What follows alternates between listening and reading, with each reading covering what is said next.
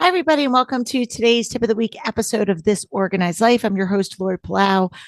So glad that you are here. Thank you so much for tuning in. We have so many new friends who have joined us, and they've joined us through our emails, they've joined us through social media, and of course through the podcast. And it is really my pleasure to have you guys here.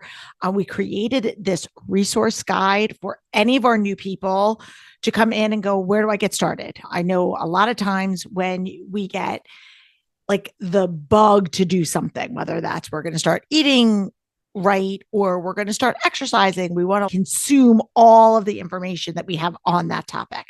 And organizing and decluttering is no different. So we have tons of different resources for you to help you on your journey. But the best place I think to start is with this new resource guide that we created. We're going to drop the link below, and basically it gives you a kind of a choose your own adventure. We've compiled links and for all of our different themes. So if you're interested in ADHD, we've got episodes to direct you for that. If you're interested in the Enneagram, we've got stuff for that. If you're interested in starting or growing a professional organizing business, we can help you there.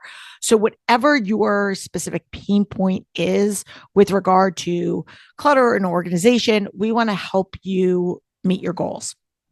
So definitely check out that link below. Plus, once you download that, it will allow you to then get all of our emails, which of course you can subscribe. We don't want to have email clutter, but we do have lots of great specific stuff that is targeted for you wherever you are. So that is point number one. Make sure you grab that.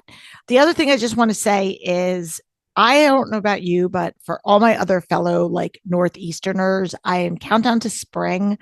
This whole month's theme for the most part has been about winter organizing. And so I thought that today's tip would make sense if we did something about tidying up or creating a space for all of your winter gear. Now, I still see a few clients. Most of my work now is done coaching and mentoring other professional organizers, doing stuff for the podcast, but I still do see a few clients. And one of the recurring themes that I hear from people is our entryway, whatever that is. That could be the front door, it could be the mudroom, it could be the back door, wherever that is, wherever your entryway is, gets overloaded when it comes to all of the extra gear that we need in the wintertime. We're talking hats, we're talking gloves, we're talking mittens, we're talking bulky ski coats, we're talking wet boots and snow pants, all of the things that come along with it. And oftentimes our mudroom areas or entryway spaces in the summer months or in the warmer climates are like good enough. But when it comes to the extra stuff that we need for winter, we really need to do a revisiting. And so my tip today is let's create a functional space that works for you.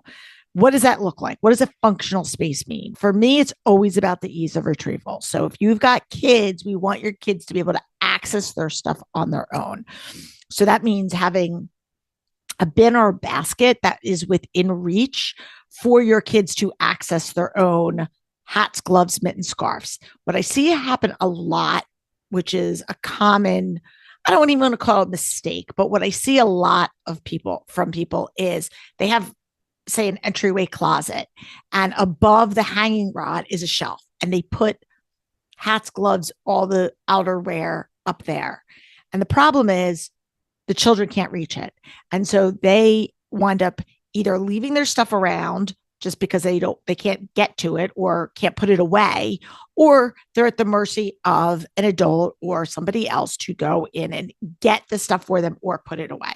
So what we want to do is we want to try to make that accessible. So we want to flip it. So what does that mean? Maybe that means putting a shelf down lower. Maybe it means using some vertical wall space, but creating a space that your kids can reach so that they can be somewhat self-sufficient, age appropriately, but I've seen 3-year-olds get their own stuff because it is accessible to them. The second point is we want to make sure that the stuff that's in there is current. I can't tell you how many times I've gone in to a client's house and it is overflowing with mittens, excuse me, mittens that no longer fit, or hats that no longer fit, or things that are just either have holes in them, or the kids don't like that anymore. Like maybe it's too babyish and they've outgrown it, whatever the situation is. So going through our winter gear, and remember, for a lot of people, this is stuff that they only take out once a year. And so there's a big change. I've seen clients where the kids were like really into a specific character. And then they're like, now I'm into superheroes and I'm not into that little kid character anymore, or whatever it looks like. So you just want to stay on top of keeping only what's current rotation in the bin or area that your outerwear is. And in addition to just the style, we want to make sure that the snow pants, kids have not outgrown them. Your snow jackets, like I can't tell you how many times, even with my own kids, I would put it on and the sleeves are like midway up their arm.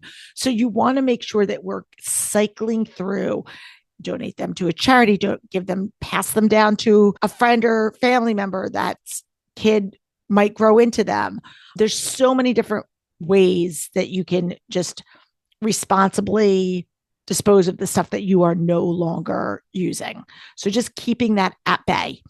The other thing I was going to say when it comes to the big, bulky winter gear is hooks are so much more effective than hangers, I find, in my own opinion.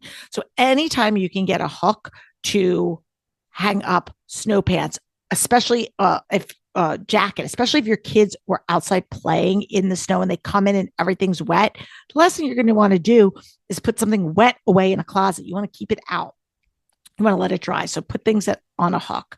And that is a great way for you to just have that stuff accessible. If you do have space in your garage, if you have a garage and you're coming in and out that way, another thing that you can do is, this is an extra step, but I've seen it be effective for people, especially if they've got multiple kids and there's a lot of them, is getting a rolling rack that you can just break down when you're not using it, and getting little S hooks, again, because a rolling rack is usually used in conjunction with a hanger. But again, we want to make it the lowest like barrier of entry for the kids.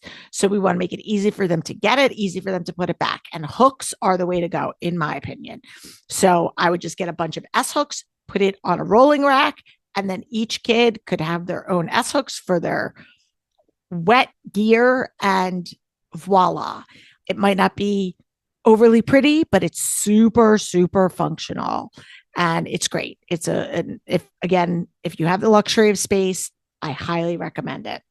And again, just being proactive, having the stuff accessible, having a boot tray for your wet boots is great. I know a lot of times the boots are bulkier, your designated shoe spot, maybe your boots won't fit in because, or maybe you don't even want them there. Maybe you don't want them in the house. So having a designated boot tray or space is awesome. And if you do keep your stuff outside in the garage because you don't want it to be in the house, if you're going to go out, bring it inside a few minutes before you go, so you're not putting like something cold right on your body. You can even take your jacket and your outerwear and throw it in the dryer for 5-10 minutes, just on air fluff, just to warm it up. Because I know sometimes if we're keeping stuff out there and then we go to put it on, you don't want to put cold right on your body. So that's a great way for if you can keep it outside, but then before you go to wear it, if you're proactive enough, you could throw it in to the dryer for a few minutes just to get it like toasty warm. And then that's way more comfortable. So again, I know we're in the home stretch.